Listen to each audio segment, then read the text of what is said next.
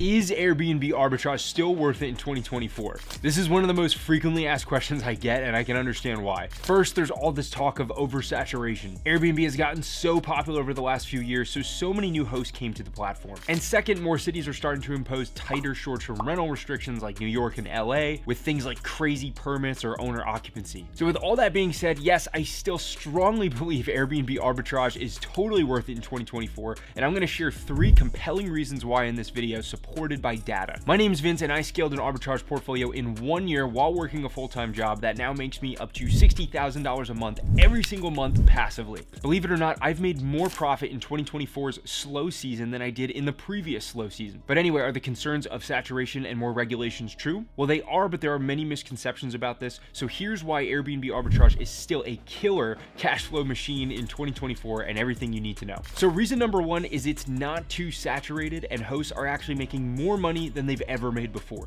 So the term saturated means that supply is exceeding demand, that there are too many listings and everybody is making less money. But what if I told you that demand is actually going up more than the competition and that hosts are making more money than ever before? We are actually seeing higher revenues in so many cities more than we are seeing more competition. This means that demand is outpacing supply. So here are a few specific examples. So Houston, Texas had a 12% increase in the number of listings last year, but was outpaced by a 28% increase in revenue last year. Dallas, Texas had 0 increase in listings last year, but a revenue increase of 11%. So these two really surprised me. So Philadelphia had a 13% decrease in the number of listings last year, but a revenue increase overall of 24%. And Kansas City had a 20% decrease in the number of listings last year, also with a 33% increase in overall revenue. Guys, this is crazy, and this is just a few of the many cities we're seeing with a similar trend. Demand is actually outpacing supply. That is not saturation. Not to mention, July in 2023 broke the record for the most stays in a month ever at 24.1 million reservations. And AirDNA actually reports a worst case scenario of a 6% growth over the next year, even with a looming recession. This is looking pretty good for us, guys. So reason number 2 is that opportunity is everywhere. So naturally, you might be looking at the data I just gave you and ask, why are some cities losing hosts? So here's the good news, is bad hosts are quitting, which is leaving opportunity for good hosts like you and I. I have a few reasons why I suspect this is the case. So the Airbnb hype grew so fast that so many people thought that they could just list any old property on the platform or an extra room and make a ton of money. In actuality, the same rule applies to Airbnb that applies to every other business in the world, and it's the 80-20 rule. The money goes to the good listings. So hosts who don't know how to properly analyze their markets and identify what makes a good listing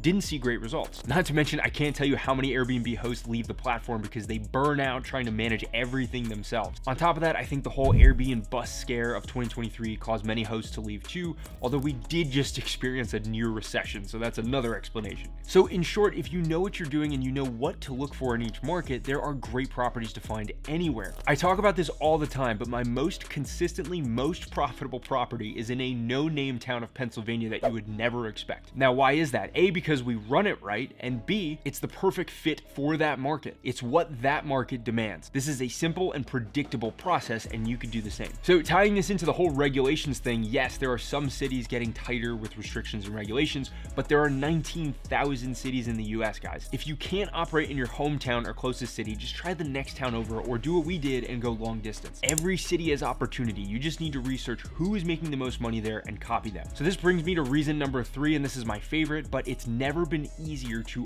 automate an Airbnb portfolio. My properties host hundreds of people each month and produces 5 figures every single week, and I only interact with it 1 hour a week. Now, I'm not saying that to boast. I'm saying that to point out the incredible resources we now have to automate this business and bring in more revenue. The rise in Airbnb spawned tons of tools and automation softwares like Hospitable for cleaning and locks automation, Price Labs for automatic price adjustment, or platforms like Turno to connect you with cleaners specifically for short-term rentals and other talent. Not to mention, virtual assistants have gotten so competitive and so cheap that they can manage all of your messaging and your day-to-day operations for a fraction of what you'd think. This means more profits and more time for you. This is actually a tremendous time to start Airbnb arbitrage, and I can't emphasize that enough. Well, there you have it, folks. If you're looking to create your own Airbnb arbitrage business to rapidly create passive income, but you don't know where to start, don't worry, we've put together a step-by-step A to Z course on School for you to get you going. It's completely free, and you can join at school.com/Airbnb. The link is in the description. We also have a free Facebook group as well, where we often post resources and host live calls. The link is in the description for that that too. I hope this video is helpful. Add me on Instagram if you'd like to chat with me personally,